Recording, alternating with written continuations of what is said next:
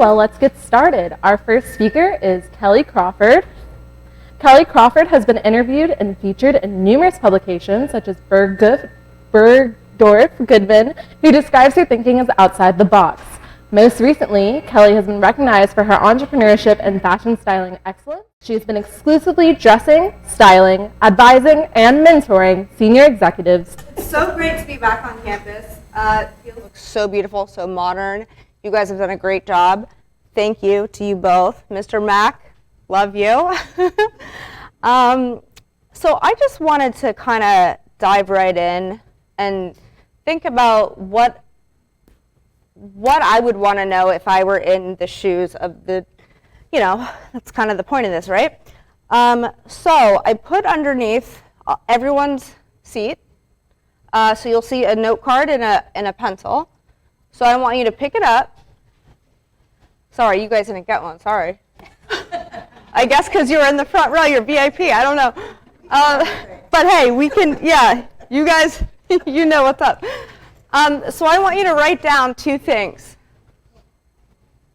Number one, if there were no restrictions in the entire world and you could do whatever you wanted to do in life, money didn't matter, nothing mattered, what would you do? And I'll give you time to write this down, but only 20 seconds is all you're gonna get. But it should come to your head. Like you should know what you want. Whoa, you should know what you want to do. Boom. And then the second one is why. Why? So 20 seconds. Timer starts now. It's 5 minutes and 8 seconds. Here we go. Write it down. First question, reminder, is if you could do anything in the world ever, and there were no restrictions, what would you do?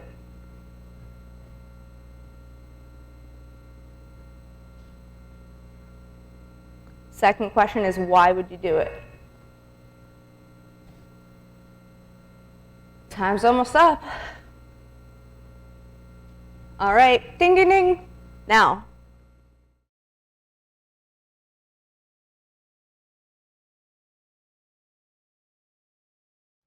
Thumbs up, thumbs up, talking to you. All right, so now I'm going to take that paper, fold it in half again, and hell, fold it in half again after that. And put it somewhere safe. So the bottom line is you can do anything you want in life. I don't know what's going on with this. I think it has something to do with that. You can do anything you want in life. Basically, these barriers, these limitations, they come because you learn them, and they don't need to be there. They're noise, So try as best as you can to put those aside. So I think one of my biggest messages to anyone in life at all is you get in life what you tolerate. Half of that, that's your fault. You know what I mean? You need to surround yourself with positive people, positive things, and it's just from there you'll be good. But hold on, let me look at my notes real quick. Also, everyone's gonna fail. That's obvious. And it's gonna be bad. It's gonna be bad. But when you fail, you have to fail forward, and you'll be all right because you'll learn something from it, and you'll never make that same mistake again. You'll never trust the same people that you once trusted. And if you don't have to, don't work for anyone. Work for yourself. I kind of went through a situation where it was like, oh, well, I'll have this much capital if I have investors. Why not? I'll do that. And then I was like, no, let me do it this way. I'll do it myself. Do it yourself. Do it yourself. That's all I'm going to say. It's been a pleasure. Thank you guys so much. And I can't wait for the next speaker. And I appreciate all of you here.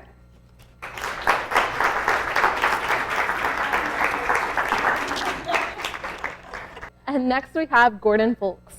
Gordon is the founder and CEO of Archer First Response Systems, a technology company HQ'd in Orlando, Florida. Gordon founded the company as a sophomore at FSU in 2014 and has been working to develop and implement the company and technology since. Archer First Response System is a 911 integrated municipal drone deployment system used to transport AEDs, Narcan, and other time-sensitive medical equipment directly to 911 callers. Each system provides 35 square miles of coverage with an average response time of 2.5 minutes. Gordon's understanding of small, unmanned aircraft systems spurred from a natural curiosity, and his understandings of EMS stemmed from his time with FSU's College of Emergency Management, namely the SUA's within EMS program taught by David Merrick, Jarrett Broder, and Robert McDaniel. Since its founding, Archer FRS has partnered with large hospital systems, municipal EMS agencies, 911 CAD providers, a plethora of companies in the industry, and has begun rolling out its systems to provide emergency first response coverage for EMS agencies in Florida. When Gordon isn't running Archer FRS, he enjoys sailing with his family, playing guitar and piano, and flying first-person view unmanned aircraft.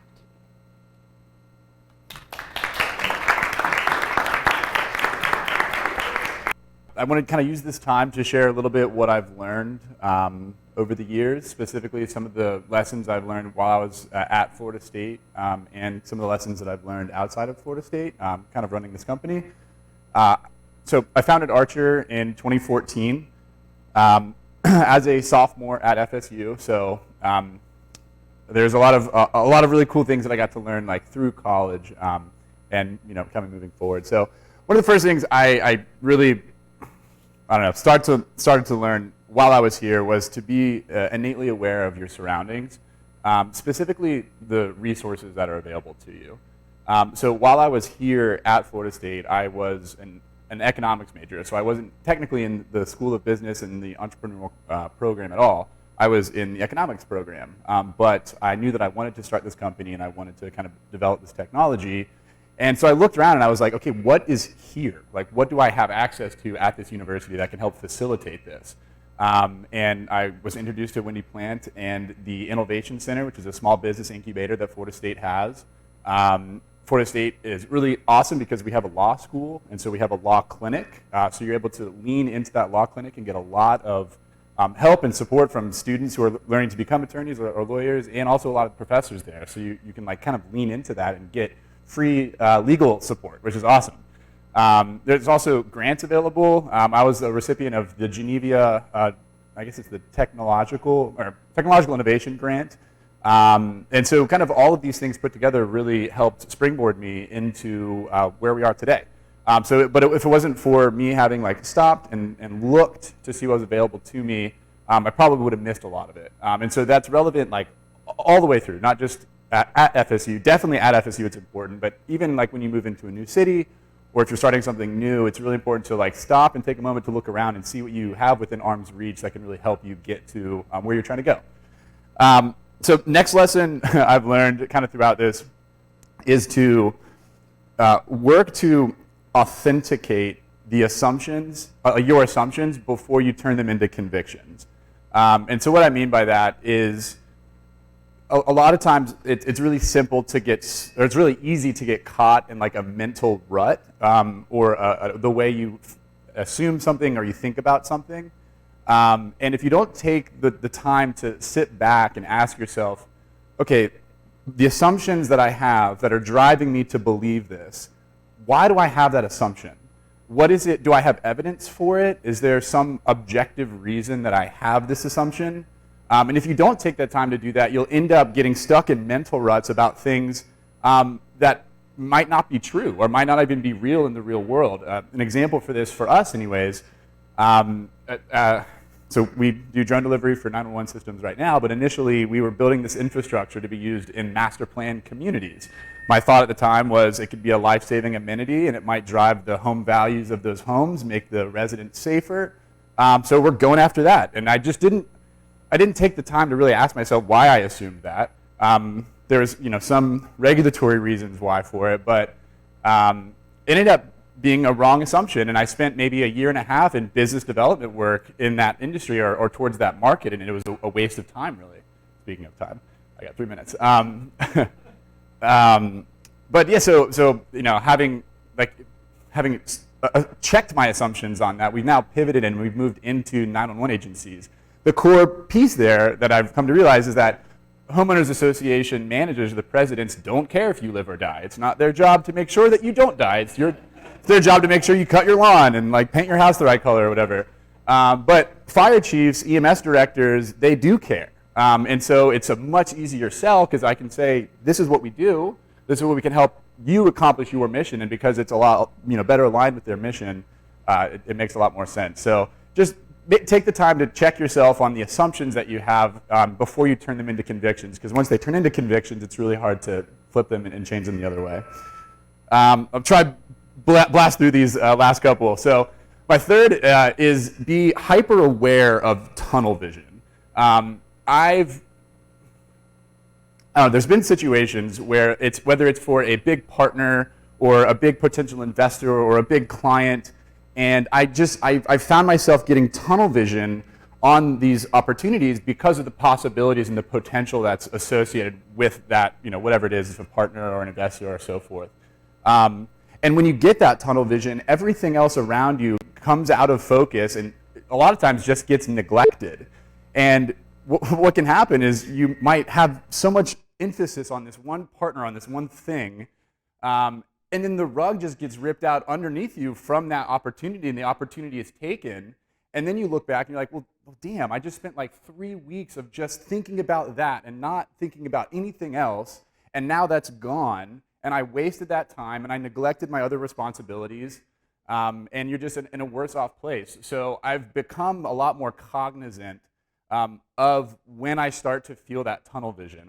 When I'm starting to feel, one of my advisors is like whenever you go whale hunting, you get tunnel vision on that whale, and you're ignoring the rest of the ocean. And so it's just something to be very cognizant of and to be aware of. And every time I start to feel myself get pulled into tunnel vision, I have to stop myself and be like, well, I still have all these other things going on, so I'll invest some bandwidth into this, but not all my bandwidth. So that was an important thing I learned. Fourth thing here, and this one is really, it's kind of more of a personal thing for everybody, and it's something that I did, is write a journal. Write a journal.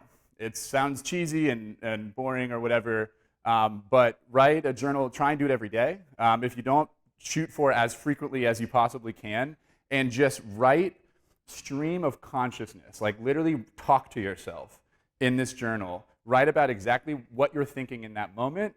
If you're not thinking about anything, then don't write anything, and there you go, you got a cool meditation out of it. But usually there's some thought going on in your head at any moment. Write that down and try and do it every day. For me, I started this in 2014 when I was a sophomore, and now I have 5 full journals throughout, and I can go back and I read, and like I know now how some of this stuff played out, and I read how I was thinking about it before then, and I'm like, you idiot, like of course it wasn't gonna happen that way.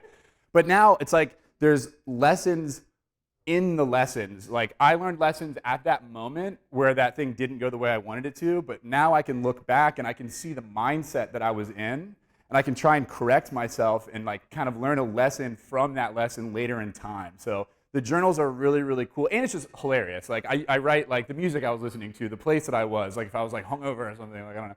Like you just write like whatever, and it's really fun to go back and read and to see. So it's very useful and it's really entertaining. Last piece, and then I'm done. This one's super quick. Get to work. That's the last one. Driving up here, I thought to myself like, God, like I'm so thankful to myself for having done the work while I was here. Because if I waited to get out of school to start, if I waited, who knows what would have happened. Like I'm so grateful for the opportunities that were here through Florida State, and I'm grateful for having found them and to take advantage of them, and that I did get to work while I was here. So that's my last piece of advice for everybody. Like don't think that, I'm just a college kid, so my effort right now doesn't really matter, but once I graduate, that's when everything is real always, all the time. So start now and get to work. So those are my 5 things. So, and then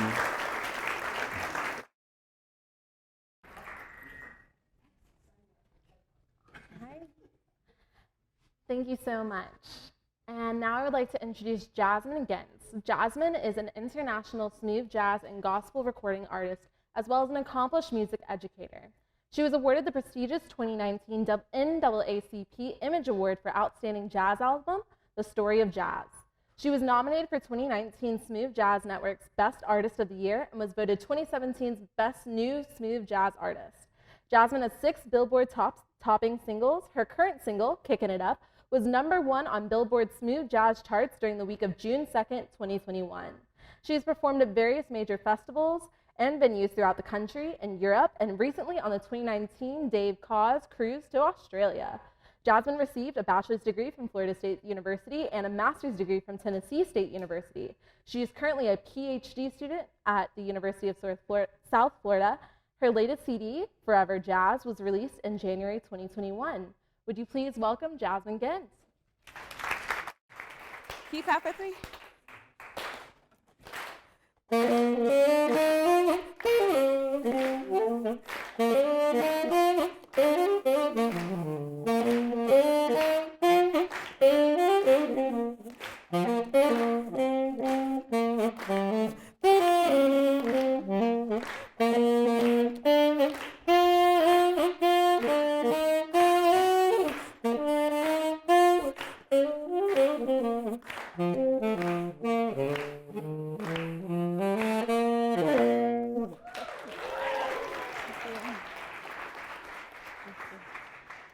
I should pay him for that. So, greetings everyone. My name is Jazmin Ghent.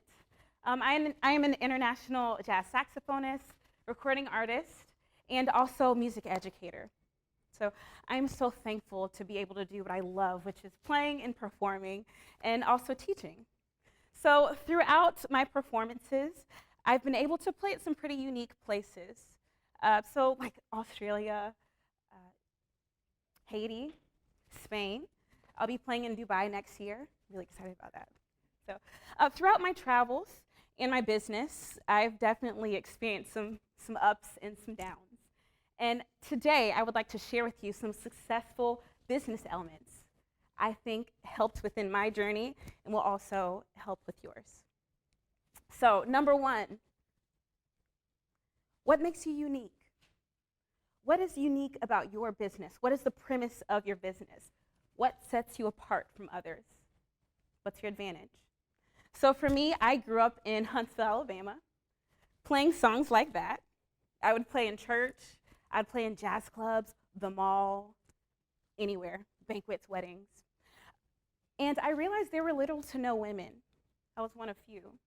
So here I am, this woman, in a male-dominated industry.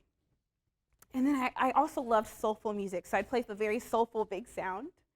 I'd play a larger instrument, the tenor saxophone, smaller woman, large instrument. So those are some elements that make my business unique.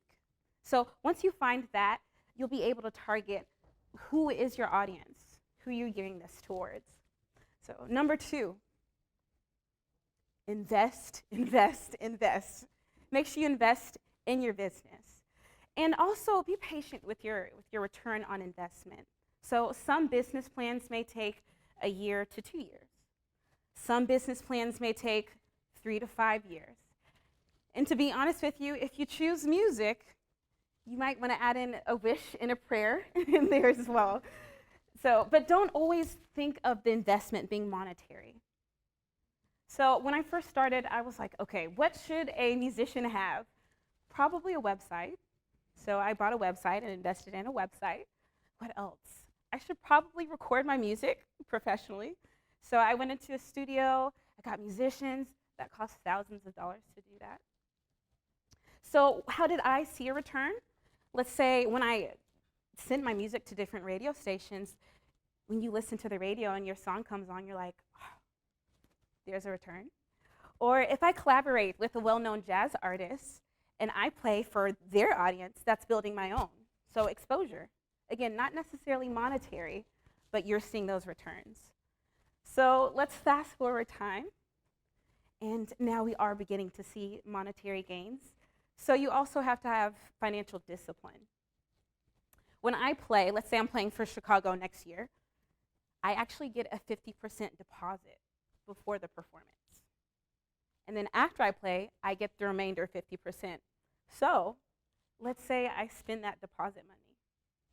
Someone's already like, no, so let's say I spend that deposit money, and let's sprinkle in a pandemic, and the promoter wants their money back. I know many musicians who have lost performance opportunities due to that.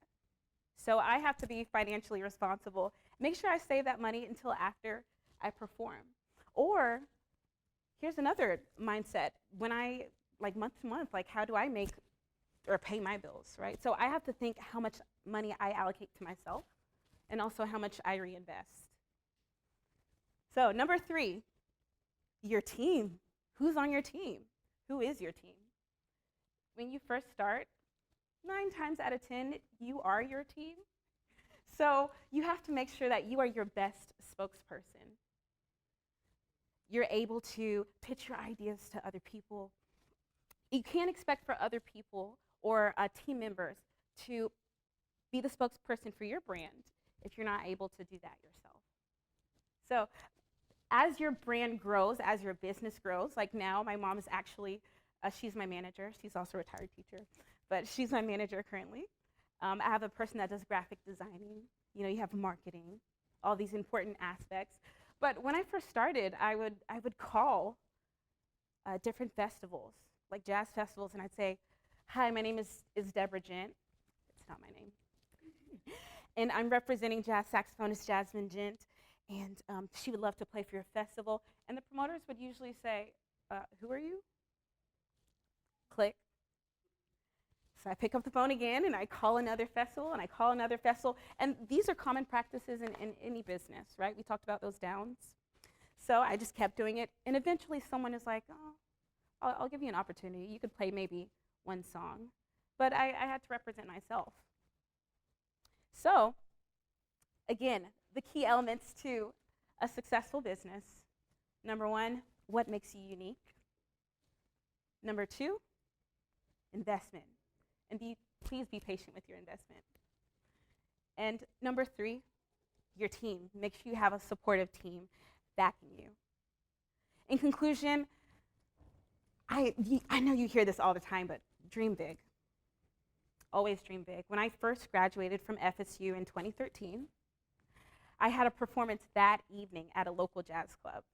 And a woman came up to me and she said, "Hey, we have this group in Nashville. We'd love for you to play and perform with us just one time." And I was like, you know what?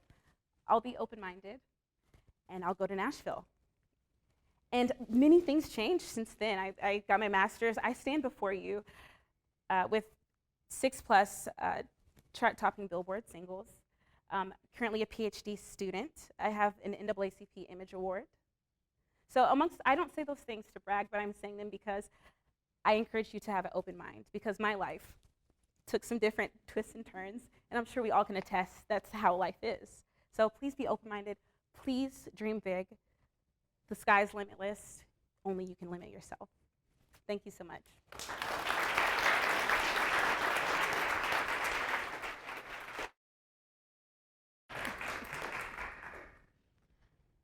Thank you so much, Jazmin. Now I would like to introduce Caitlin Haggerty. Caitlin is the owner of Quarter Moon Imports, a local retail business in Tallahassee that specializes in ethically sourced and fair trade merchandise from around the world. After graduating Florida State University in 2013, she worked at Quarter Moon as the merchandise buyer and retail manager until purchasing the business in 2019 from the original owner. Within a year, the COVID-19 pandemic would force her to temporarily close the shop. She utilized her experience as a seamstress and began sewing masks for the community. Using profit from mask sales, Quarter Moon made donations to local charities such as Refuge House, Big Ben Cares, Second Harvest, TMH Cancer Center, and others. Katie looks forward to growing her business in the coming years, including expansion into online sales. She's proud to call Tallahassee her home and enjoys exploring its natural beauty in her time away from the store. Would you please welcome Caitlin? I started working at Quarter Moon as an intern, so that's really where my story begins. One of the key things that happened for me at that time was my initial interview for the internship. I knew that I wanted to work for a local business. What I thought I wanted to do was to start my own business. Obviously, that's not what happened. I bought one instead. But so I knew I wanted to intern for a local business. I thought that that was the experience that would really benefit me. I really wanted to like work with an owner. So I loved Quarter Moon Imports. I knew that was the place I wanted to go. So I called Wendy Halleck, who was the founder and the owner, and made an appointment with her to interview for this internship. So I told her all of the things I wanted to do. I want to follow you. I want to learn how you have run this successful business for 20-some years. And so all of that was great. But one of the things that I did, now when I look back, I realize how important that thing that I did was and how essential it is in life. So I went into this interview, I told her all of these things, and we're like, yeah, okay, we're gonna like have an internship. And I was like, okay, but I have one more thing that I want. And it was kind of gutsy to be like, this is what, you're giving me an internship, but this is what I want. And so I told her that I really wanted to go on a buying trip. That was something that was really important to me for an internship for somebody who wanted to start my own retail business. And she stopped and thought about it, and she's like, well, none of the buying trips happen like while your internship is happening. And I was like, okay, well, I don't care. She's like, they all happen beforehand. I'm like, that's fine. Then take me before my internship even starts. Like, I will come on a buying trip with you. I don't have to be your intern at the time. And what's crazy is that she said yes. And it occurred to me that you will never be able to do those things until you put yourself out there and ask and tell people what it is that you want. I mean, she took me, somebody that she didn't know. I wasn't an intern. I wasn't her employee. We drove for 4 hours in a car. I stayed in a hotel room with her. I bought for her store for 3.5 days with her, and then drove 4 hours back to Tallahassee in a car. And she said yes to that just because I was gutsy enough to ask her for that. So that was a really important lesson for me very early on. I don't think it was something that I realized was important at the time, but you know. So I worked there for a while. I bought the store in June of 2019, 6.5 years into me working there. I realize my story is a little bit different. You're hearing from a lot of entrepreneurs who have like started their own business and built their own business, and my path was really different because I bought a business. And there's a lot of benefits to doing that, but there were also some really hefty challenges. So the challenge, one of the biggest challenges to buying your own business or buying a business that somebody else has started, particularly, I don't know if any of you know Quarter Moon, but it's a pretty big establishment in Tallahassee. It's got a really big base of customers who love it, and it's very connected to the community. And so one of the challenges is like taking on somebody else's legacy. So when you're making the investment to buy somebody's business, I mean, that's like the biggest purchase you will make in your life. You are choosing that this is your path, this is like where you're gonna go, and you are taking on somebody else's legacy. And that was really challenging because what you want is for your business to be your own. I was stepping into somebody else's shoes and saying, okay, I cannot be this person who started this business, but I need to keep it as the business is. That's what I paid for. I mean, like 2/3 of what I paid for is the goodwill in the community, right? And so you have to keep the business as it is, and yet also be able to inject yourself and make it your own. And that was a huge challenge with buying a store. The other thing that I struggled with is everybody makes mistakes, right? Like, especially entrepreneurs, like as you're going on, you're always making mistakes and then learning from them. And the younger you are in your business, the more mistakes you're gonna make. As you go on, you learn from them and you make less and less mistakes. So when Wendy had started this store, she started, with the store down here, and she's making all these mistakes down here, and she's learning from them and building the store up and building it up. And like as she gets to here, there's less mistakes in there, and then she's like holding it up here. She sold the business to me at 29. The business was 29 years. And then she was like, oh, here, like, you're buying this now. This is yours. So I'm holding the business up here, and I'm like, I'm going to make all the mistakes that she made down here, but now it's up here. And all of those mistakes are going to have, like, way more consequences, right? So, like, that was something that was really difficult to, like, wrap my head around and really grasp. And what I've had to do is, and what I've learned is that having a mentor in that position is really, really important. To me, Wendy, the previous owner, was a mentor. I was able to work with her like side by side for 6.5 years before I bought the store. And when those times came where I was figuring out what to do, I was making those mistakes, I was able to call her and have very real and honest conversations with somebody who understood the problems.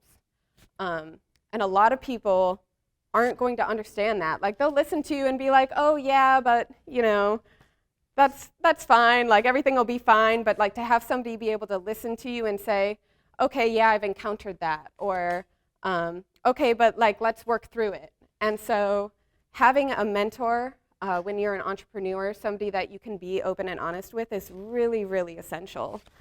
There is a benefit, or there's several benefits to buying a business, but the big one for me was really obvious when COVID-19 happened. So I bought the store in June of 2019, and then I shut the store down because of COVID 8 months later.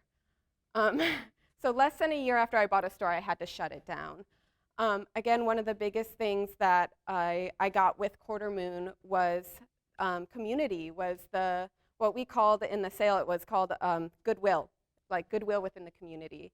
And so that really was a benefit. When I had to shut down the store and I'm working and working and working to like have any way for people to get our products without stepping foot within my store, I'm finding every single way I can sell things online. I can have people pick up at the door. I'm like selling things with video or whatever, you know? And having that community who wanted to come to us, who wanted us to survive, who was already there, made a huge difference in how we got through that period.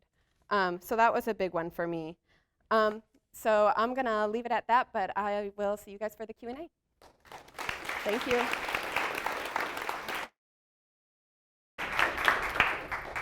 Thank you so much, Caitlin. And now I would like to introduce Jason McIntosh and Mitch Nelson, who are the co-founders of DivvyUp, the nation's leading custom sock company. Mitch and Jason met freshman year at Florida State University and were both accepted into the Jim Moran Institute's entrepreneurship program their sophomore year. Starting as a class project with the mission to give clean socks to the homeless community, DivvyUp has gone on to sell and gift over 1.25 million pairs of socks.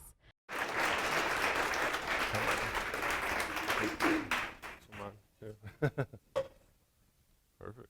Hey everybody, my name is Mitch. My name is Jason. Yeah, and we're DivvyUp, the custom sock company. It's an honor to be here. I know, thank you Wendy, Dr. Fiorito, and all the faculty for putting it together. I know Jason and I, for a number of years, sat in the audience and wondered what would we talk about if we got the chance to go up there, so it's pretty surreal. I know hearing that 1.25 million pairs is crazy to think about, really all that's happened, but I guess without further ado, we'll just kind of tell you how we got there. And so it all starts in 2013. Jason and I both came to college with the idea that we wanted to start a business, but we didn't know what we wanted to do. And so when we came across the entrepreneurship program, at the time it was JMI, it was like music to our ears. We knew exactly that was what we were going to do. And so we were fortunate enough to get into that program. They only accepted 40 people at the time. And we met on the orientation night and we hit it off splendidly that night in Fresh Foods. We were already pitching ideas about what was going to be the next big idea, how we're going to conquer the world. But the class was awesome. You get to do whatever you want as long as you're running a business, and that was perfect for us. And so as bright-eyed, bushy-tailed college kids, we thought, let's change the world, why don't we? And so in 2013, there was I'm sure you guys might remember there was an earthquake in Haiti. There was a lack of resources. They needed help, shelter, food, et cetera. And so we're 19-year-old entrepreneurs. We're going to solve that problem. And so that was our first idea. We were going to make portable shelters, lightweight. We were going to ship them, partner with Red Cross, ship them in. They were going to get distributed. All was going to be perfect. We put together the business plan, a prototype, and entered the FSU social entrepreneurship competition. It was like $5,000, and that was going to be our seed money. And we put all the work, time, and energy into it, and wouldn't you know, we finished dead last. And it was kind of it was an eye-opening moment for the two of us, just considering that we thought we had the best idea ever. And but we learned a lot. We learned one, we're not engineers. We know nothing about actually doing this at scale. Two, we're broke as could be. There's no way we could have actually funded this idea. But we did also learn some other things in that. We did want to help people, and that was going to be super important. and 2, we needed to start a little smaller. Yeah, so we're a semester into this 1-year-long program, and we have the whole spring semester left, so couldn't just sit on our hands. We had to, figure out something else and, keep at it.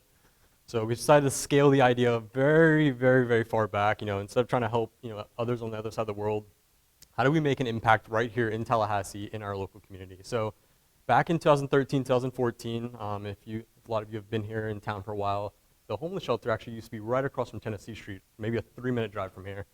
And so we decided, why don't we start there? Let's walk across the street. We don't even need to drive a car or Uber or anything like that. And let's go ask them, how can we help? What do you guys need?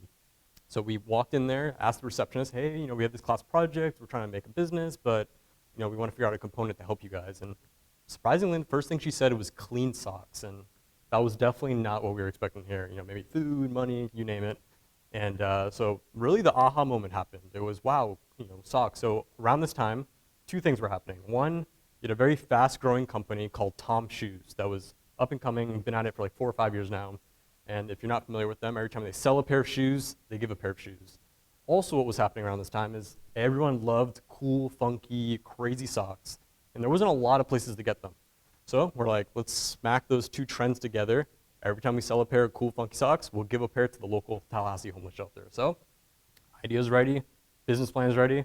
Go to our professor, Dr. Dever, and we're like, hey, we got this crazy idea. Can you give us some money? We want to buy some inventory. He's like, okay. So we got $400, and we went online, found established sock brands. They have everything put together, like branding, packaging, distribution. They're in stores all across the country. Here we are to, a group of college students like, hey, we want to resell your socks. Like, how do we get it set up? Again, surprisingly, no questions asked. Here you go. Here's the login. Place your order for your socks, and we were on our way. For the rest of that semester, every Market Wednesday, we went out there with a little tent table, a little painted sign, I kid you not, from Walmart, like arts and crafts.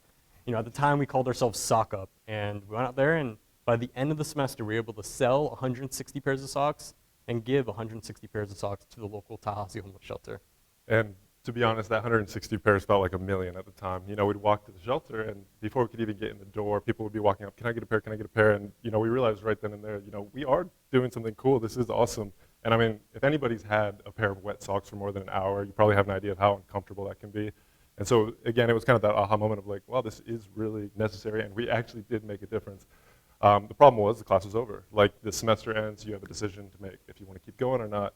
So we got together in Strozier. It was a group of 5 of us at the time, and just said, hey, who wants to go? And for whatever reason, and a number of reasons, people didn't want to do it, but Jason and I thought this could be really cool if we kept at it. And so we didn't have a ton of money, but we had been working summer jobs, so we each put $750 in to make it a grand total of just under $2,000 invested, partnered with some more of these companies, bought some more inventory, as well as there was a company out there called Sock Up, so we had to change our name. So on a phone call, Jason and I go back and forth. What do we do? We give socks for every pair sold. We divide, and we divvy up socks, essentially, divide and distribute. So we just put DivvyUp, put it together, and now we're DivvyUp socks. And that was August 19th, 2014 was the inception of DivvyUp. And kind of like what he was saying about Market Wednesday, we took it to the next level. Any market, whether it's Market Wednesday, FAMU Friday, First Friday, Saturday downtown market, springtime Tallahassee, you name it. If we could set up a tent and table, that you'd find the 2 of us there.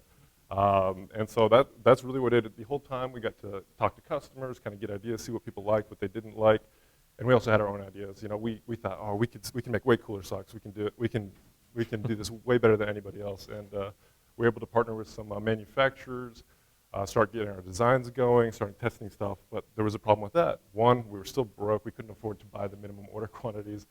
2, it took forever. Basically, there's a design time to make the design. Then in China, it takes at least a month to get it. So maybe every 2 months you can get a new batch. But that means you can only iterate 6 times a year at most. By then, the trends have changed. We didn't have enough inventory to really sell if something popped off. So we knew we had to rethink that. We graduate in 2016. Still not making a ton of money. We're making enough just to kind of keep the business going, growing some more inventory.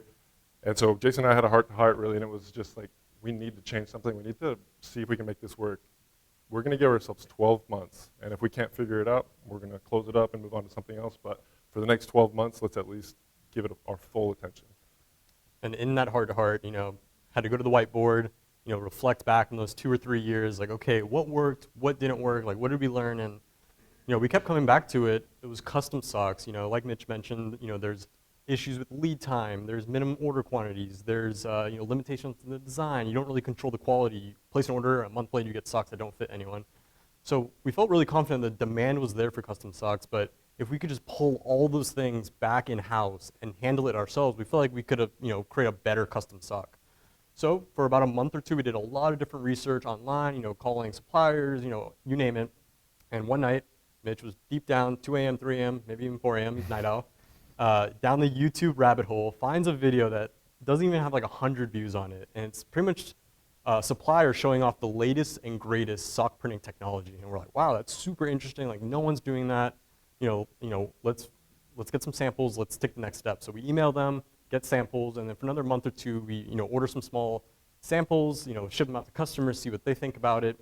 And I mean, that was enough for us. I mean, so we took pretty much almost all the money in the bank account that we had, accumulated from selling at local markets, some prize money from collegiate competitions, and we bought tickets to China. Our first time ever there. Farthest I personally ever went was like the Caribbean, so other side of the world, and ended up being a trip of a lifetime. Honestly, we've gone a bunch of different places and still look back very fondly on that trip. And went there, checked it out. Equipment looked good. People were awesome.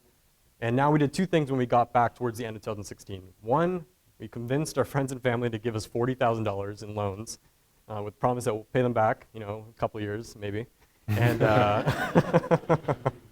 the other thing we did, and the most important thing we did, is we brought on our third co-founder. So we call ourselves co-founders, but we have a third co-founder. His name is Spencer, and he's the smartest person we've ever met.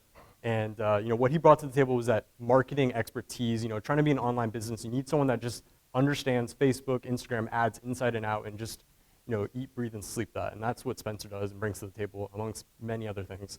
So it was the three of us, $40,000 in debt, getting ready, jumping all in 2017. Our one printer, our one little heater came. That money is going to give us 6 months of runway to figure this thing out, or we close up shop and figure out how we're going to pay everyone back. And for 5 months, from January until May of 2017, we 700 square feet, we had a crock pot in there, a lot of energy drinks, a lot of fast food, and 12, 16-hour days, and we were either making socks, shipping socks, quality controlling socks, cold calling, cold emailing, summer camps, dentist offices, collegiate organizations like Relay for Life, Dance Marathon, you name it. If someone we thought could use a pair of custom socks, we were gonna be in their inbox or in their voicemail. And by chance, just like any other idea we tried in that 5-month period of time, we were like, maybe people want their dog's face on socks. Like, seems pretty cool. So Spencer whipped up a world-renowned Facebook ad. He made in Microsoft Paint. We put it up on Facebook, and something really special happened. That ad literally changed the trajectory of our lives and of the business. Yeah, so it was pretty cool. Overnight, it was like flipping a switch. All of a sudden, we went from, harassing everybody to, we have too many orders to make. And, in entrepreneurship, they teach you the idea, the product market fit, all that stuff. But then not a lot of people talk about, well, what happens when you actually find that? Now the whole business changes. You're now managing a company and the growth of the company. And we had to learn it all over again, just overnight. And so it was just us. We had one designer employee that worked part-time. And so got on Facebook right away, hiring design interns starting tomorrow. And we basically packed them into Domi Station and incubator, and what they would do is crop edit heads all day, send them back to us. We would print in our little office and ship them out to the customers. Problem was we only had the capacity to do like 80 pairs a day, 80 to 100 pairs a day at most, and this concept was way bigger than that. So we ordered 5 more machines to make it a total of 6. Problem is that doesn't arrive for 3 months, and so we had a decision to make. Are we gonna just let the business coast where it's at until we get our equipment, or should, we're really going to try to, take a hold of this and actually capture the momentum? So, like any entrepreneur would, called up our friends in China and said, hey, can I come live over there for a little bit and work with you guys? And they were gracious enough to accept me. And so for 2.5 months, went and lived and worked in a small village outside of Shanghai, and literally just printed socks all day. At the end of the day, I'd ship them back to these guys. They would package them up and ship them to customers. And we did that for 2.5 months. When the equipment arrived, my plane arrived right with it. Got right to work here in our very first warehouse. Obviously, everything's harder than it seems. We did get it up eventually and hired our first 12 employees. They show up their first day and say, what should we do? And I said, I have no idea. We've never done this before. And so as a great team, we got together and we figured it out. You know, keep in mind every sock is a different face, it's a different color, different size, it's going to a different place. We were doing it all out of Excel spreadsheets, which was a complete nightmare. And by the grace of God, December 23rd, midnight, shipped the final pair overnight to the customer and actually made it. Keep in mind, the past 3 years that Jason and I were setting up, we sold like 8,500 or 10,000 pairs or something. From May to that December, we had sold 70,000 pairs and made over $1 million of revenue. And we realized that this was it. We couldn't celebrate though, we needed to go bigger. And so we got another warehouse that next year, hired 50 people, 100 people, and sold 150,000 pairs of socks. Same problem comes Christmas. We didn't go big enough. Next year, 250. Next year, 500,000 pairs of socks, and upwards of 400 employees at one time. And today, we're still in Tallahassee, operating about 60,000 square feet of warehouse. Have gifted over 1.25 million pairs of socks. Should be closer to like 1.7 by the end of Christmas. And it's really, like you said, changed the trajectory of everything. Of course, there's so many ups and downs during that time that we'd love to share, but given the time, can't go into those details. But I know you have a couple of points you'd like. So I got rapid fire, 40 seconds on the clock, game balls in my hand. All right, so 5 things that we felt like we couldn't walk away without sharing. Number 1, start small. It wasn't always 1 million pairs of socks. It was, setting up a tent and a table at a local market and trying to sell 20 pairs of socks and talk to customers. And over a long period of time, those things compound on each other. Second thing is the little victories. With the 7 years this roller coaster has been, you need momentum to get through the roller coaster. And, like I said, it wasn't always 1 million pairs of socks. It was 1,000 pairs, 10,000 pairs, 100,000 pairs. How do we just make enough money where we don't have to go work for someone else? Like, all these micro goals kind of get you to the next goal and, kind of builds that momentum. Number 3, the right people and team can make the entire difference. Like I mentioned, Spencer, we wouldn't have made it this far without him. And of course, there's so many other key employees, people, local community members, teachers, staff, faculty, you name it, that, the list is too long to name everyone. It takes a whole tribe, is what they say. Number 4, keep trying new things. I mean, we started this thing trying to do a lightweight portable shelter, trying to go across the globe, and now here we are putting people's faces, logos, and stuff on socks. So it's typically not the first idea that is the idea. And last but not least, go big. What's the worst that can happen? I mean, as long as you're kind of taking calculated risk and at least thinking about what does the downside look like. I mean, at the end of the day, it's like pull yourself together the next day, figure out what happened, what went wrong, and at least you have that good feeling of crossing off the list and kind of go down the other path. And you don't have to have second thoughts about would that work. But again, so many stories, so many adventures over the past 7 years. Thank you for having us. And if you have any other questions, there will be a Q&A section afterwards. Thank you, guys. Thanks. Oh, no. Is this one mine or yours?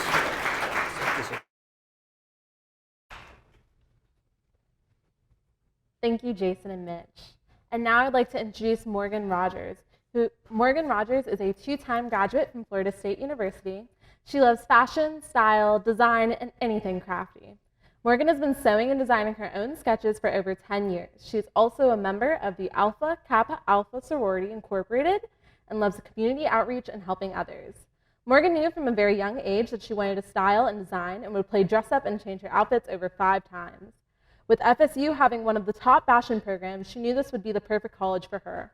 Also, growing up in Tallahassee, Florida, FSU felt just like home. She's a skilled, self-taught designer and seamstress, and the owner and designer of Cool Silk by Morgan Madonna, which is a luxury sleepwear brand for the entire family. Would you please welcome Morgan?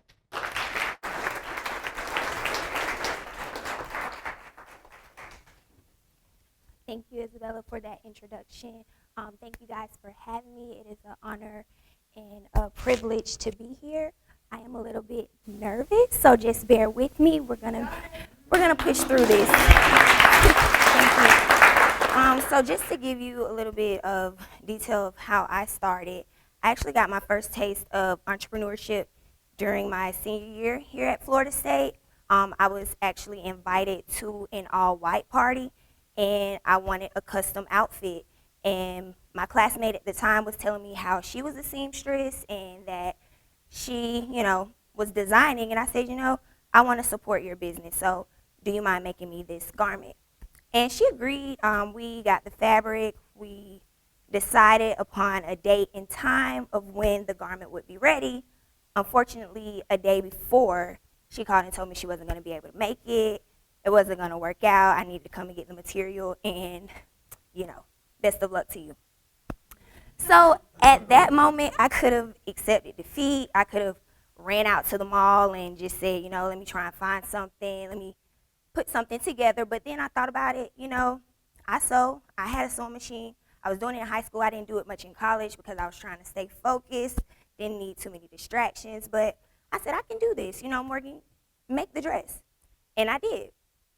I made the dress. It was the fastest item I had ever made. I made the dress in like 30 minutes to an hour. I wore it to the event, and it was just overwhelming positive feedback. Everyone loved it. People kept asking me, where did you get this from? You know, where can I find this? And I was like, I made it. And as soon as I said that, they were like, wow, you made that? You made that dress? You need to make this for people. Like, you need to get your stuff out there. So that was the start pretty much of my first business, which we called Abandoned Threads. So it was custom clothing for just women, but we also made the transition of reconstructing old garments. So we would thrift and go and find old items and just kind of repurpose it. So a couple years down the road, I kind of decided that I wanted to push things that I liked and kind of push more of my brand. So I came up with Madonna, the brand, in June 2019. This consisted of me styling, doing alterations, and custom clothing for women, men, and children, but mostly women. During that time, that summer was pretty busy for me. I also decided in July that I was going to apply for the grad program. And in August, I got into the grad program. So at this time, I was working full-time. I was a full-time graduate student. And of course, as an entrepreneur, you know that's a full-time business in itself. I would not recommend that.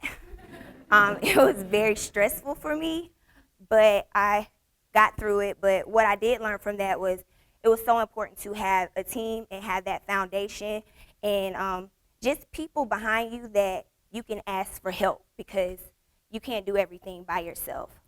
So in 2019, when I did launch Madonna, the brand, of course, spring 2020, COVID hit. There was a huge impact. People were not shopping with me. They were not coming for custom apparel because there was nowhere to go. There was nothing to do. People were at home. So my business did suffer from that, and I had to make a transition. One day I was over at my parents' house. My mom was watching the news, and she just said, Morgan, you have to make masks. You need to jump on this trend. Like, this is something that people need. It's a necessity. There's going to be a shortage in it. You need to put a design out there and just see what happens. And that's what I did. I made a custom mask for myself. It had pretty much my favorite things that were important to me. I put Florida State on there. It had like a sewing machine. It also had my sorority on there. I put it on social media, and it took off. And people would reach out to me, inquire about getting masks made. I was putting logos, brand logos on people's masks, and that was actually the foundation and startup costs for the new business that I launched this year. So being able to make those masks, it kept my business afloat, but also gave me an idea and foundation to start a new business. So with everyone being at home, working from home, not going out, I decided that I wanted to push and release a sleepwear line, a luxury sleepwear line, which can also consist of, you know, lounge clothes, but it's mostly intimate apparel at the moment. It's gonna be some more things that are seasoned in there, but we'll make that transition later. So, yeah, I was just really excited about it. I can't really speak too much to Cool Silk at the moment because I did just launch it in June 2021, but thank you. But I am truly excited to see what fourth quarter looks like for me. This will be my first official fourth quarter, so I'm super excited for the holiday season. I can't wait to see the impact that it has. And again, I'm just happy to be here, and thank you guys for your time.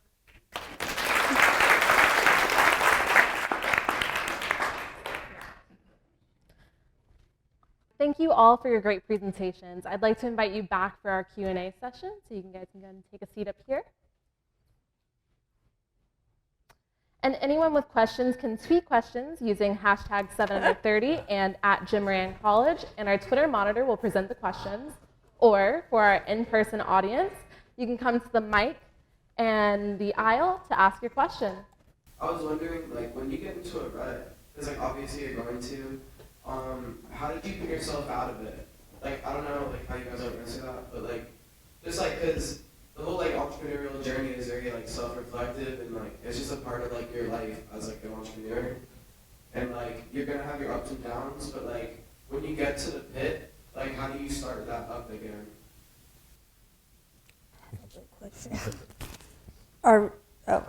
These are all live. Yeah, I was Okay. gonna say it. I would say you have to. That's like a big important part of. You have to love what you do so much that you could get yourself out of any rut because you love it so much. And if you don't love it, don't do it. Because when in the hard times, it's gonna be real hard. You know, you gotta want it so bad that you're willing to do everything. One of my favorite quotes is, you know, having a startup is like throwing yourself out of an airplane and trying to figure out how to make a parachute on the way down. And that couldn't be more than the truth. I don't know if anyone else wants to weigh in on that, but Yeah, I think what she mentioned on passion is a huge part of it. That's why you really want to find something you enjoy and that you can really get like passionate about. And then time, really. You know, sometimes you feel like super low or frustrated or stuck. But, you know, the sun will rise the next day. And so it's just, you know, give it time and you know, like all wounds, but, you know, you'll find a way to get out of it. But if you're super passionate about what you do, it makes that a whole hell of a lot easier. I'll just throw out a suggestion. It's like one of my favorite poems, and I keep it on a lot of like my profiles and whatnot, but it's called So You Want to Be a Writer. Highly suggest taking a look at that. It's like a really, I don't know, it's a really applicable poem to this question, so we'll throw that out there. Thank you. Yeah.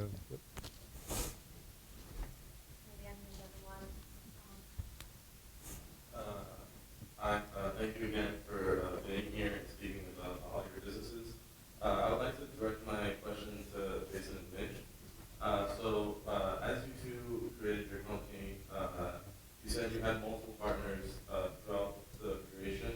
I personally created a company a year ago. It was a chess tournament company, and the person who I was working for, I stopped it because I came up with FSU ownership from Miami.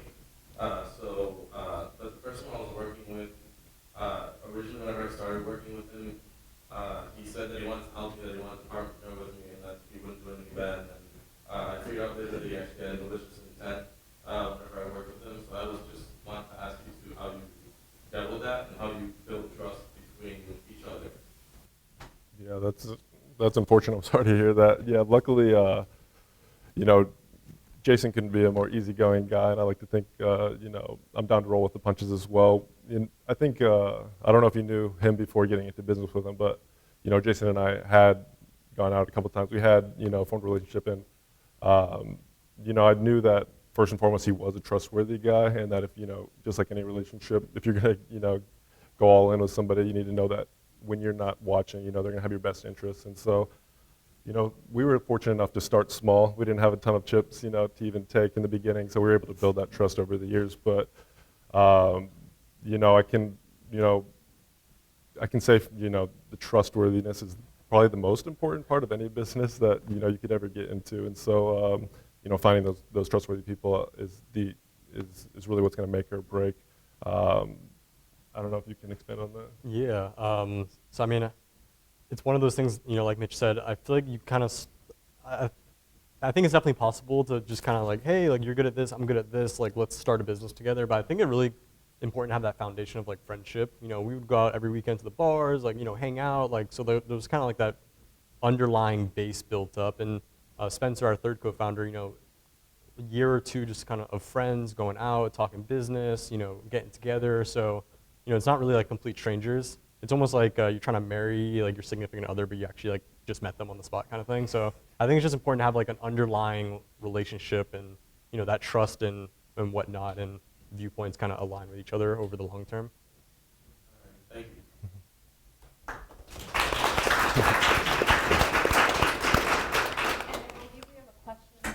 Twitter.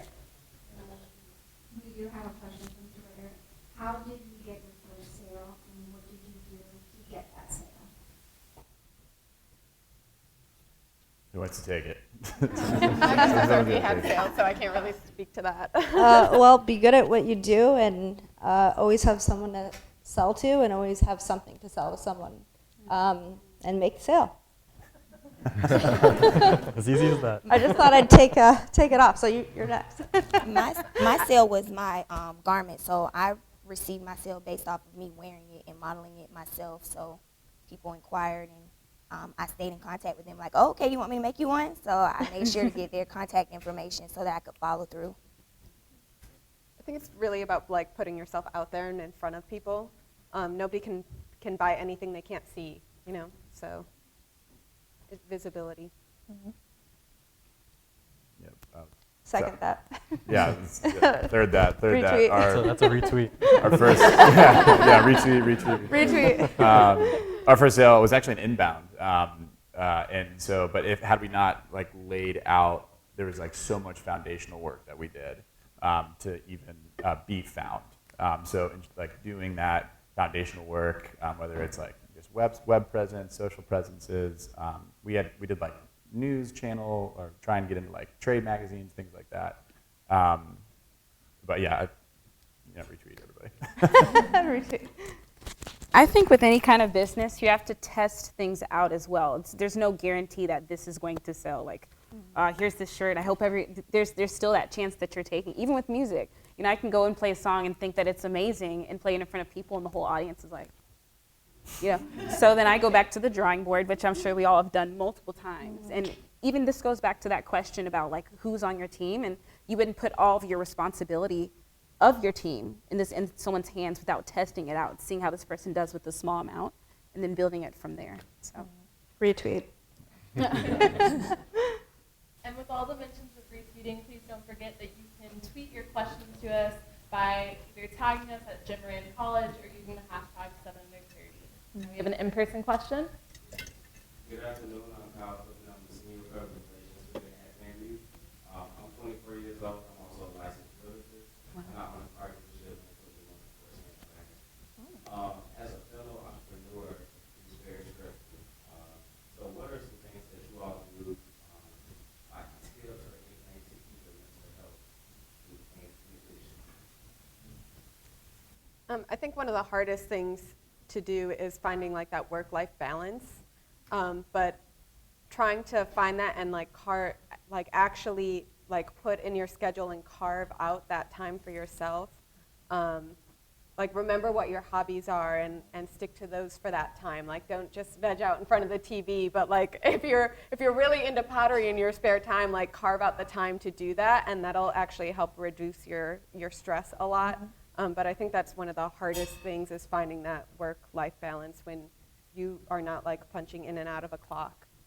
Everybody's counting on you to be the person that's driving the business. So. Yeah, to expound on that, I'm very grateful that I have partners as well, because I don't know how you guys could do it solo. There's no way I would still be doing this at all. Just there's too many bad days that happen, during the year where it's he needs to be having a good day when I'm having a bad day, and vice versa, And luckily, everybody on our team can kind of feed off that energy, because, yeah, it can get brutal sometimes. And whether you're looking at a day, a week, or a month, there's probably going to be some downs in there. So. On a personal level, I like to find things that take my mind completely off of anything else, which, playing guitar, you have to be right there the entire time. You can't even think. Video games are pretty good, that kind of stuff. Just trying to, I have to, it's like fidget spinner almost, just have to forget everything else. And then I can kind of come back with fresh, clean slate. But those are two things for me personally. Yeah, our business is a little different than some other businesses, but our business is hyper seasonal, where right now we're in the thick of it with Christmas season starting up, and Father's Day and Valentine's Day and Mother's Day and whatnot. So thankfully the business, because it has such extreme highs, There's some lower parts in the year where you can, of course, there's always planning, always things to be doing, but you can kind of step away a little bit and, not feel that sense of urgency of like everyone's Christmas gifts have to get out the door tomorrow kind of thing. So if there is some kind of seasonality or, whatnot to the business, trying to escape during those lower periods of time where it's not as every minute you're there isn't adding as much value per se, and just knowing that, you got to get yourself fresh and ready to go for those Christmas and Father's Day sprints or marathons like Christmas season, like 2 months of just always there, always on. Yeah.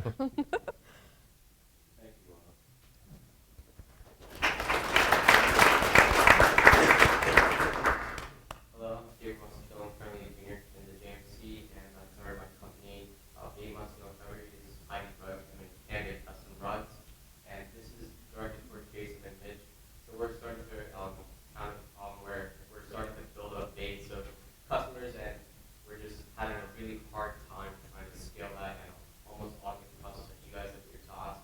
So what are some tips or some advice you could give for like reaching out to vendors in China that we've been doing recently, or just anything like that that helps speed up the process and scale everything up? Yeah, that's a tough time to do it now, especially everything shut off. We had the luxury of actually going and visiting hands-on, which is huge because you're obviously just a random name on the other side of the internet if you're not meeting face-to-face. So that was huge for us to form that initial relationship. But here in Tallahassee and when we're working day-to-day, I mean, one of the hardest things for people to do is delegate. Like, whether, start with us, but definitely management, other team members, they have the hardest time getting good at something and then not wanting to just be the only person to do that. It's so we're constantly trying to tell management, hand it off to somebody. You figured it out. Let them do it so you can focus on bigger and better things. I know there's other issues in the mix in terms of whether how many people you can hire or afford to hire and all that. So I'm not sure without knowing your specific business, but delegation here locally is huge for us. And then from an international perspective, if it's a matter of meeting suppliers, I always tell somebody you need to find one really good supplier. One, that's all it takes, because once you meet them, you ask them, do you know somebody that does this? And if you trust them, they trust you, they're going to introduce you to their network. And oftentimes, especially like China, India, any of the larger like manufacturing sectors, they're going to have a large network of people that they can refer you to. So put in that effort and find one really trustworthy, solid supplier that you trust, and then they'll introduce you to all the other ones. So that would be how I'd go about sourcing, at least. Thank you. Mm-hmm.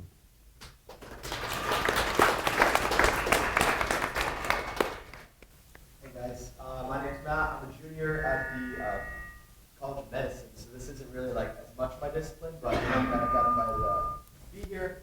And so my question is this: I find myself, trying to build a company, like an online software company, and I can't help but to feel like I need to have, some greater semblance of a product or like a prototype put together before I can really, start to like show this to people, start to talk to people about it in a way that actually matters. So I guess, you guys all run different disciplines of companies, but at what point did you guys feel like, you guys were ready to bring your ideas, to the public space to, pitch people about it? And, did you feel like it was too early, or maybe like, you were too ready, or you could have presented earlier, or like, what perspective do you guys have on that? Gordon, I think this one is for you. Yeah. Actually, I was thinking like you could say So is there a too early time? In my opinion, the answer is no. You can't really be too early on it. Minimal viable products are like crucial, but there's also like phases before the MVP, and that's I feel like I answer this question pretty frequently with people. Like someone has like an idea for an app or something, and they're like, well, I need like software developers. And I'm like, no, you don't. Like draw it on a piece of paper and show me what you're talking about. And like, and even that like first initial step is worthwhile talking about.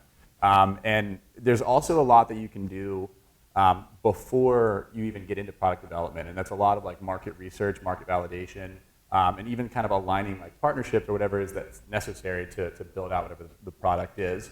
I'll even it's funny, like you're gonna love this. When I was in told the story last night too. When I was in school here, I wanted to make like a product video. I wanted to show people what we were talking about. So I made this like super cheesy product video where it was like a drone that I had handmade. We pretended like a folding table was like a launch site. We had an AED that was like a cardboard box that we spray painted green. And we like duct taped it to the bottom of the drone. We had Wendy come out to Florida State's golf course and like pretend to like pass out from cardiac arrest and this thing. And we were like, I was like hand flying like one of these home built drones in. But it was so super cheesy, and it had like none of the actual core infrastructure that we needed to actually implement our solution. But it was enough to just like get the conversation moving and to show people like this is what I'm talking about. So long-winded answer. I don't think there's a too early. I think there's definitely a too late. And also one other thing, like don't be afraid to show people. I know a lot of people are like, oh, like, but I don't have a patent on it. And you're gonna steal my idea. It's like if you keep it under the cover, no one's gonna see it. You're gonna miss out on partnerships, on everything. And like if someone can steal the idea and do it better than you, then you should have been able to do it better. Or maybe they were the person meant to do that, or whatever it is. So I wouldn't like be afraid to show people what you're talking about, and I would draw it on paper, like do anything that you can to get like the most baseline, proof, not even proof of concept, like baseline, not even minimal viable product. There needs to be a new term. The entrepreneurial college, and it comes up with a new term that's something before MVP that's like, it's the back of the napkin thing, but like, Idea. Yeah, like a minimal viable, an MVP. Yeah, exactly. Like draw it on paper, show it to people, and work on the things that you can, like market validation and things like that. Sorry, long-winded answer. Yeah.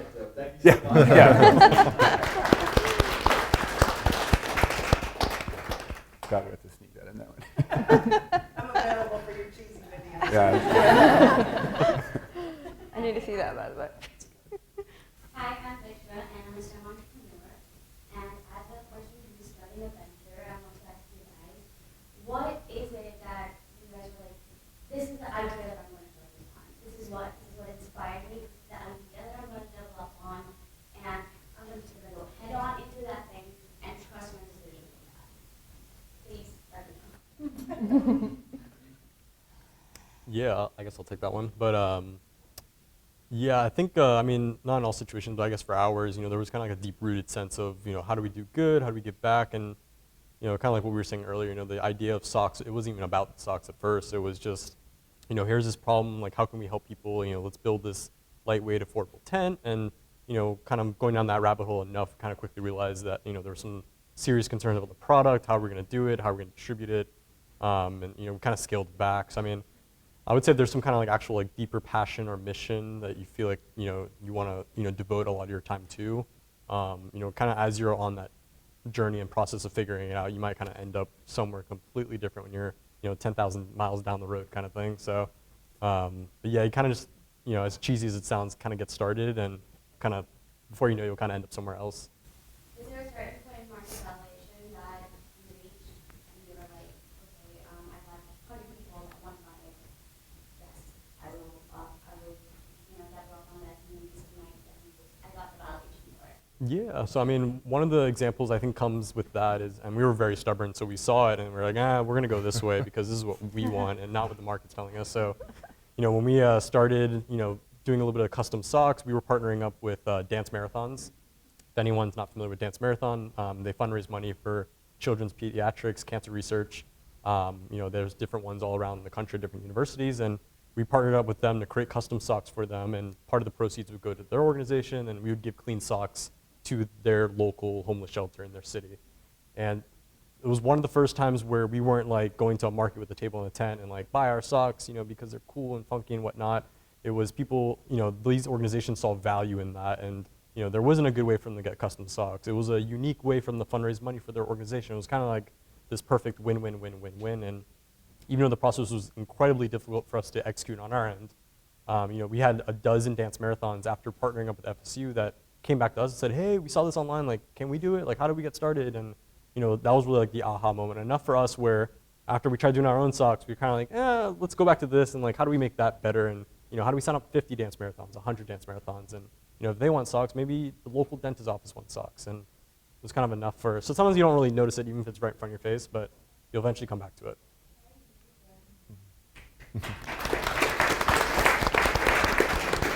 And I believe we have a question from the Twitterverse. Yeah, Twitterverse. Are simple e-commerce solutions like Shopify and BigCartel a reasonable choice for starting an online store? Additionally, what do you use for clear e-commerce system on your websites? I personally don't use Shopify because everything I do is completely custom. You guys do custom socks, meaning like photos, but I do actual custom suits, as you do as well. So it's custom measuring, so it's almost impossible at this point in time to do that and have a satisfied customer, because a part of the whole process is the engagement with the client, the relationship, and so it kind of defeats the purpose. That's just my personal answer, but. I was going to say, depending on the type of business that you have and what scale it's on, Shopify is a great starting point. Big Cartel is a great starting point, but as your business grows, your website should as well. I personally use Wix. I find that has been very influential for my business. It's really easy. It's very user-friendly. So I haven't had any issues with it. It reminds me of what to do. So I like the user-friendliness of it. So. And I know not everyone sells products that you necessarily wear, but like when you're using like Spotify or partnering with those organizations, how does that work from an artist's perspective?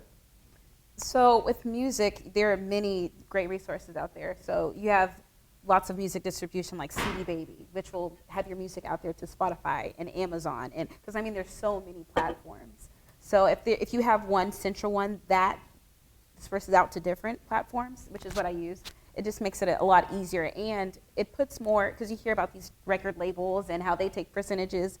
I'm an independent artist, so when I use these different platforms, I'm able to see and track like what song is selling more if someone's streaming a song, or what CD is doing better, so it's letting me know like who my audience is and what they prefer.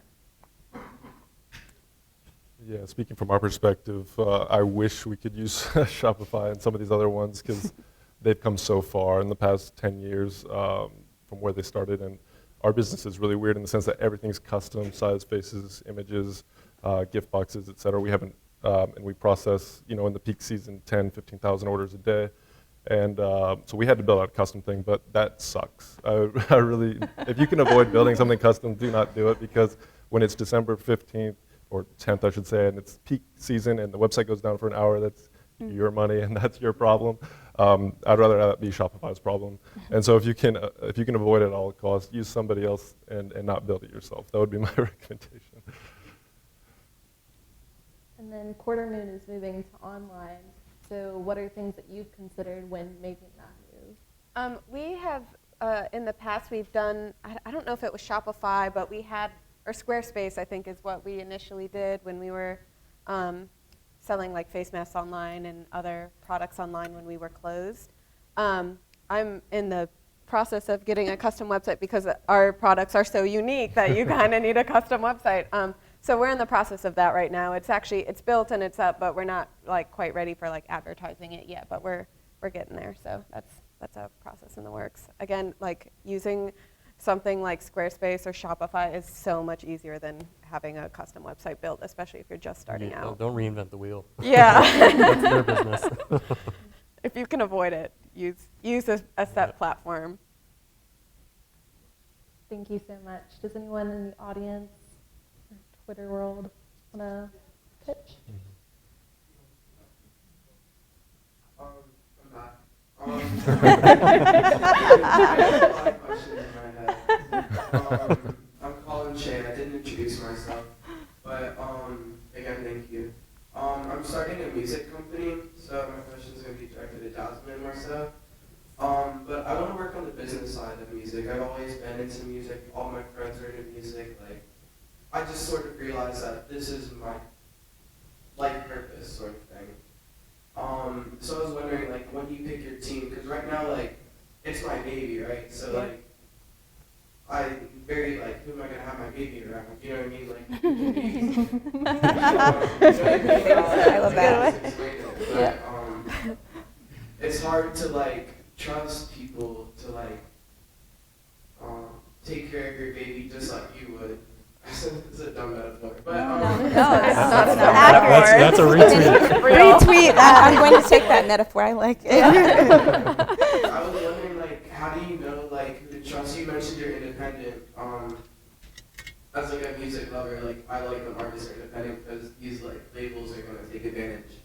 But how do you? So I'm assuming you have like a team behind you. You know, people you trust, at the very least, to like work with you, do your marketing, do your like representation, do your AR, do your graphic design. Like, how do you decide to work with those people?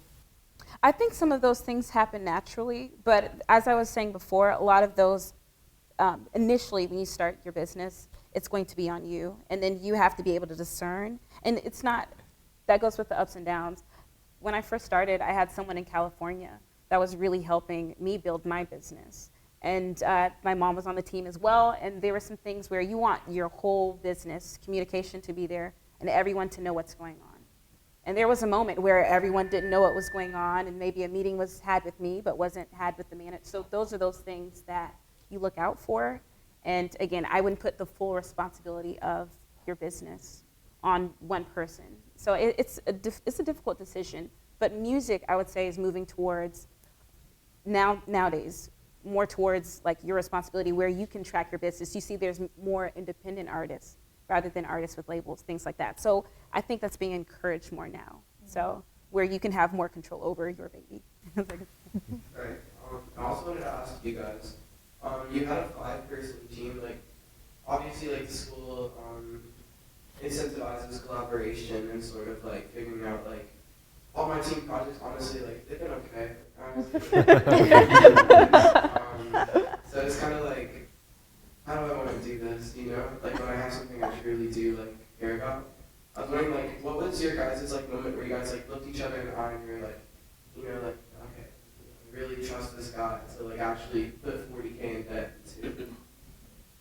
Yeah, so I mean, when that decision came with, that amount of money, so initially, after the class, it was just $750, which is still a lot of money for a broke college student, but, so we were already like 3 years in when we had that, conversation of like, all right, let's go on $40,000 in debt together. So, kind of just naturally over time, all the ups and downs, all the times going to the market, sell socks, and, 3 years of kind of trustworthiness and friendship and business partnership has really culminated to that much larger, more significant decision.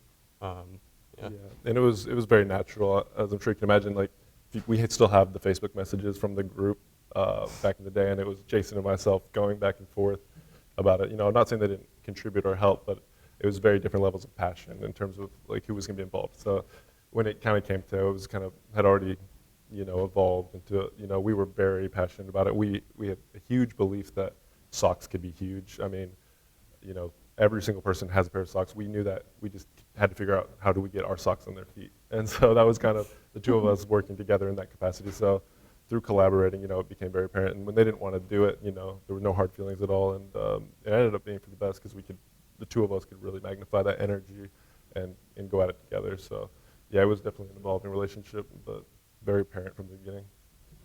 I just have one more question. I'm so sorry. But this one's for you. You work with like celebrities, or I guess athletes, like top profile people, like that's sort of my dream. Like I want to eventually get, to the top of the top.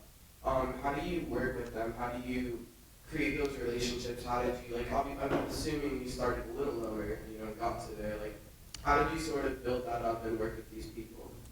So I would say that's kind of relating back to the the Shopify question. It's the relationships that really matter in business, I believe. Of course, websites can sell products and make money, right? And that's ideal because you don't have to do anything. But, I'm just saying the relationships count. So I'm very close with a lot of sports agents, a lot of NBA players. Then they tell their player, then they tell their player, then they tell their teammate, then they tell that, it's all about the relationship. And if you can just find that like sweet spot of like loving what you do and making that relationship, that's where it happens. So also don't forget to get a good lawyer if you ever partner with someone and trust them with your baby. It's very important. Recommend me a lawyer. I got you one. Got the FSU Law Clinic. Yeah, we got it.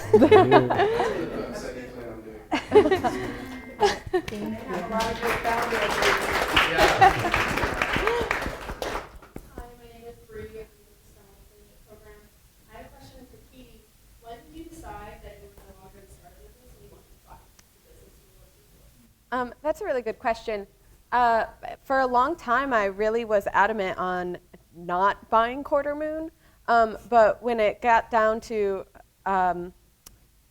when I was really thinking about what it was that mattered to me, what I wanted my business to look like, what I wanted to carry, I wanted it to be fair trade, I wanted to do sustainable products, I wanted to do like retail that's a little bit cleaner than like the retail that like we normally see and hear about is like really damaging, right? So that's what I really wanted. And when I kept thinking about that, I was like, okay, well then I want a store like Quarter Moon, but like the best way to do that is like I've already got something here that's already built. Again, the hardest part was just like getting those challenges that I talked about. Those were the things that really held me back initially from like jumping all in, and then after it became really real and I thought about what it was that mattered to me, like Quarter Moon like covered all those bases. We had the same like moral standpoints and ideas, and so it just worked for me, but it was a really tough decision to come to. It's definitely not something to take lightly. And so in those times, for all of you guys, in times of low business, how do you not only find motivation, but find that it thing that's going to take the low and make it one of the highest times? I'll just start here real quick. The look on my clients' faces when they're so happy, that's like fuels me, seriously. So you have kids that are coming from nothing. They just get drafted into the NBA, and they get a custom suit now, and they're just beyond elated. It's so exciting, and I love that. Like, it makes me so happy. So again, do what you love, do what you're passionate about. It's so important. If you don't like it, don't do it, because then you're not going to be able to get out when you're down there, So I'll pass it to someone else. I'll also say that like, I don't know that I would say taking like your lows and making it the highest time ever is like a good expectation. I think the lows are going to happen, and you have to figure out how to climb out of those, and finding those things that really bring you joy within your business is really important. And like taking it day by day. If you're having a bad day, just remember like you have to get to the end of that day, but there will be another day tomorrow where things will be better. And like take that little small step, like have your list of things that you need to get done to make that, to fix that, to make that better, and like knock 2 of them off the list, like make goals that make sense and that you can accomplish, and it'll make you feel so much better. And you'll find that once you're like knocking a couple things off the list, you're like, oh, I can do this next thing too. I'm on a roll. I might as well do the next thing. But like I wouldn't have the expectation that like your lowest time is going to suddenly be your highest time. Like, well, I mean, if you have a low point in your business, you want to take that low point and use it as fuel to do better and get out of the rut. Oh yeah. That's what I mean by that. Like, how do you maybe, for example, you have to like abandon an idea that you're really passionate about because it's just not working. Like, how do you do that? How do you be okay with like? Don't give up on it. Don't give up on it. Yeah, if you're passionate about something, like keep on it. Yeah.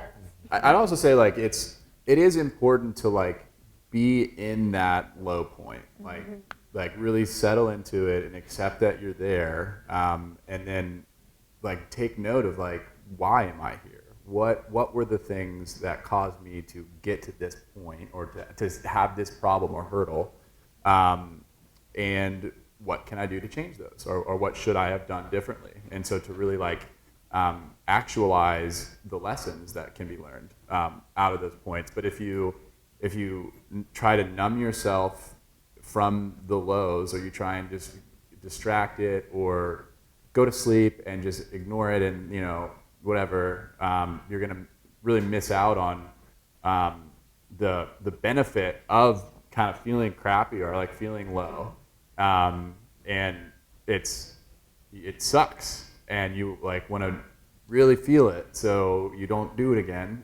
Or it's not, I don't know. It's just really, it's good to break it down and understand like why you're there. And if you ignore it, you're not going to do that. So it's a big thing. And then also back to like the not giving up thing. Like if something, I mean, there's something to be said about pivoting on at times. But there's also like, there's something to be said about like if you quit, it won't ever happen. So instead of like quitting or, and it's like, all right, well, what do I need to adjust or change? But I would say the natural progression of life is not just low, right?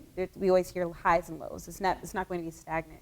However, when people say like painful growth, it's because when we grow is actually during those low moments where we have to figure out how to get through that. And also the times we appreciate is when we come out of them in the high. You look back and you're like, wow, I'm really proud of myself and that I've made it through that. So that is going to be natural, but there has to be, a up. Right. It has to happen. Synergy. And I think one of the more interesting, or like one of the most interesting perspectives is what you were saying about pivoting. And I know that Morgan, you pivoted. You changed from Abandoned Threads to Morgan Madonna. So what was that change like for you? It was a scary change because originally with Abandoned Threads, I had a partner. It was something that I was doing with a really good friend of mine. So to take on that challenge by myself, and now I'm responsible for the marketing and the promoting and how we're gonna source, how am I gonna get my ideas out there. And it's one thing to have your ideas and bounce it off of another person. It's like, okay, yeah, maybe we shouldn't do that, but it was just me. And I was like, I like this, I'm gonna do this, I'm gonna push it, I'm gonna see what happens. So it was a challenge. It was not an easy transition. Separation is obviously gonna always be hard, but it was a mutual decision. Our lives were just kind of going in different directions, and I knew that this was something that I wanted to do more full time, so it just worked out.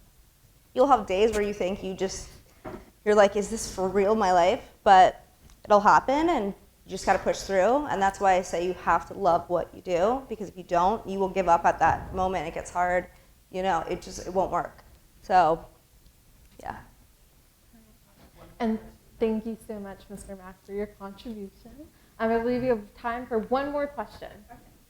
I'll be quick. Hi guys, I'm Faith. I'm a senior in the business management program. I have a question for Kate. So growing up, my mom had a hospitality and hospitality business, and I grew up helping her with all my work ethic, so it's something I'm really passionate about. She got into a really bad car accident, and she wasn't able to go into the business. So my goal is to graduate and pick that. But Okay. I know that for you, when you bought the business from Whitney. Yes. Yeah, okay. Obviously, your values align with the way you totally bought it.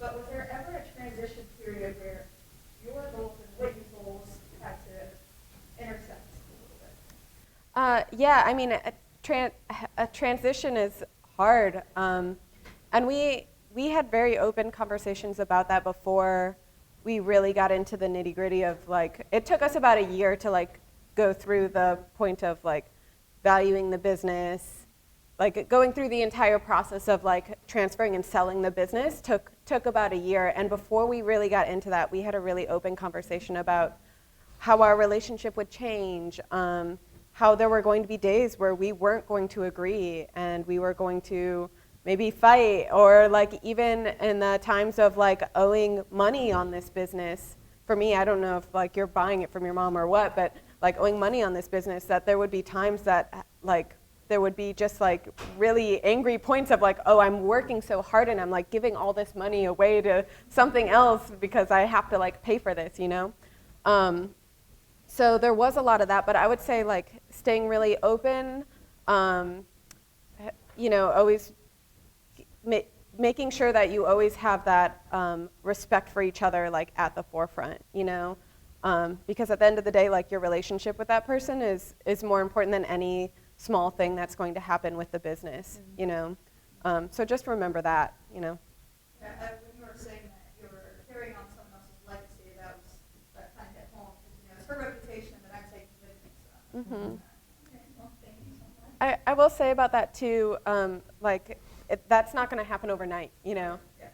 Small changes like throughout time as those decisions come to you and you have to make those choices is how that's going to like slowly happen. But it can be frustrating along the way when you're like feeling like you've taken on the stress of this business and it doesn't fully feel like yours yet, but it'll happen over time, you know. Have patience with the process.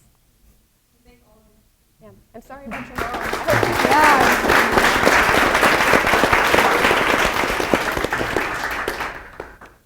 This has been awesome. Thank you all.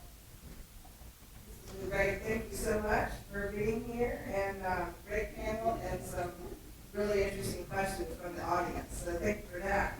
So it's always really inspirational for our students, I think, to hear from you all. So thank you for coming back here and sharing your story and talk about how you accomplished it. Your young age and